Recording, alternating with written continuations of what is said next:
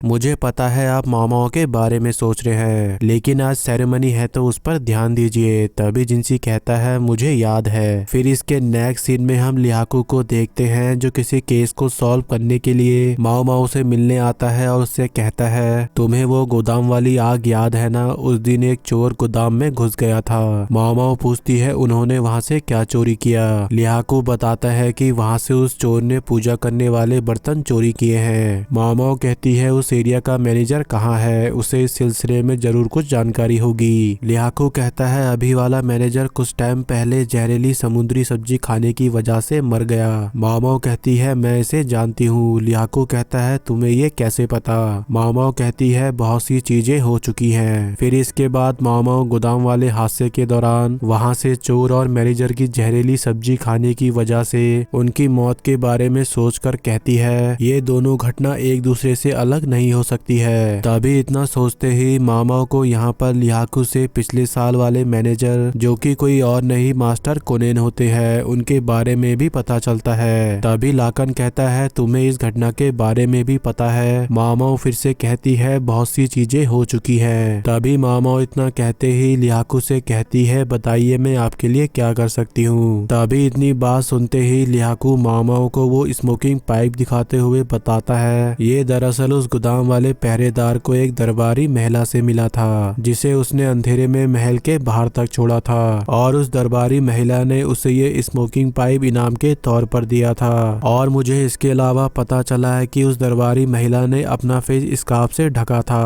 और वो एक औरत के कद के अनुसार और औरतों से लंबी थी और उससे दवाइयों की महक आ रही थी। तभी ये बात सुनकर मामाओं को यहाँ पर सुरीन पर शक होता है, पर तभी इतना सोचते ही उसे अपने पिता की कही बात याद आती है कि अनुमान के आधार पर किसी को भी दोषी ठहराना गलत है। तभी इतना सोचते ही मामा सोचती है गोदाम में आग लगना और उस चोर का दूसरे गोदाम से मंदिर के बर्तन चोरी करना।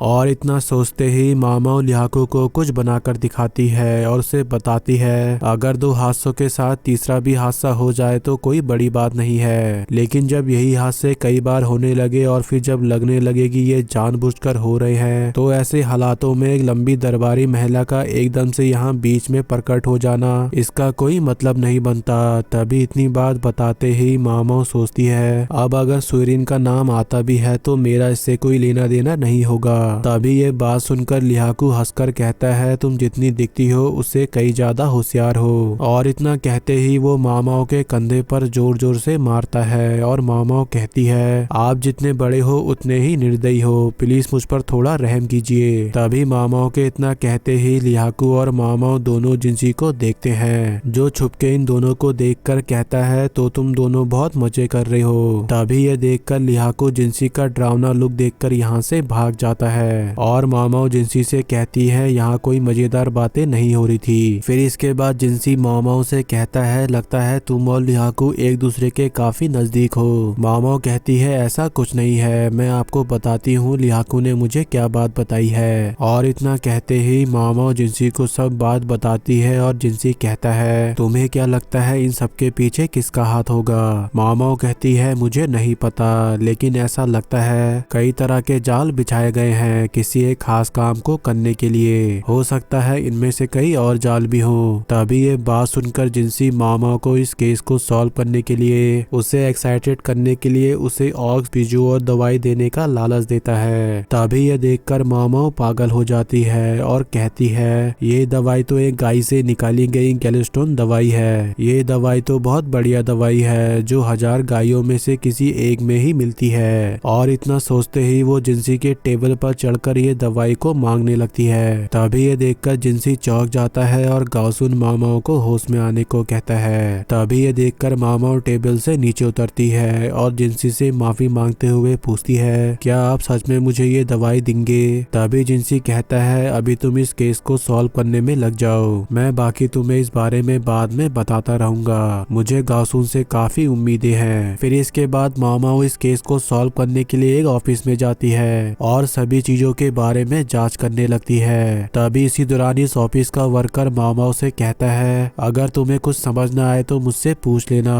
तभी ये बात सुनकर मामाओं इस आदमी से सेरेमनी के बारे में पूछती है। तभी मामाओं के इतना पूछते ही ये आदमी उसे कुछ स्क्रॉल दिखाता है और उसे alter of the shaper sky के बारे में बताता है और उससे कहता है ये जगह बहुत खास है, इसकी छत से एक बहुत बड़ा पिलर लटका हुआ है और जब त्योहार होता है तो ये लोग उस पिलर को नीचे लाकर उसमें पार्ट जोड़ते हैं। मुझे ये इसलिए पता है क्योंकि मैं वहाँ कुछ जरूरी काम कर रहा था और मैंने उनसे इसकी मजबूती के लिए बहस करी और उन्होंने मुझे वहाँ से निकाल दिया। ये पिलर बिल्कुल बीच में लटका है जिसमें बहुत खतरा है। तभी मामा ये बात सुनकर सोचती है वाकई इसमें बहुत खतरा है, अगर पिलर को सपोर्ट करने वाले हिस्से टूट जाएंगे तो वो पिलर सीधा सेरेमनी के दौरान नीचे खड़े इंसान को मार डालेंगे। तभी इतना सोचते ही मामा सोचती है आखिर वो मंदिर के बर्तन चोरी करने का क्या मतलब था, बर्तन चोरी होने पर नए भी तो बनाए जा सकते हैं। और इतना सोचते ही मामा को उन तीनों भाइयों की याद आती है और वो इस आदमी से अगली सेरेमनी कब है उसके बारे में पूछती है। तभी ये आदमी कहता है वो तो आज है। तभी ये बात सुनकर मामा यहाँ से हड़बड़ाहट में भाग कर जाती है और रास्ते में भागते हुए सोचती है ये काफी समय से की गई साजिश है, इतने जाल बिछाने पर कोई ना कोई एक जाल तो काम कर ही जाता है और इस बार उनका ये जाल काम कर गया।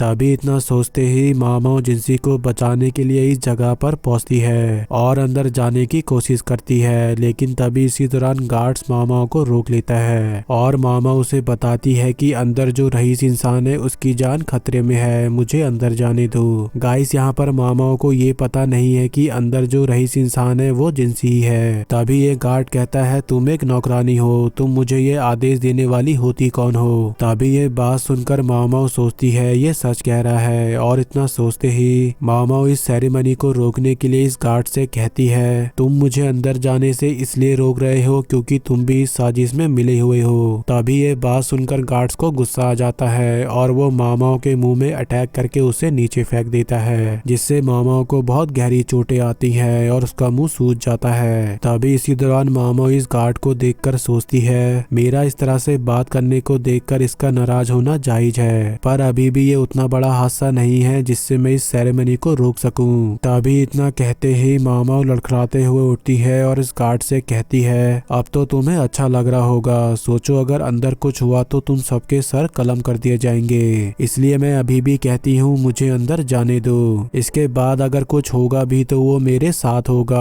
और मेरा सर ही कलम होगा। तभी ये बात सुनकर ये गार्ड फिर भी मामा को अंदर जाने से रोक देता है। तभी इसी दौरान यहाँ लाकन आता है और गार्ड से कहता है उसे जाने दो।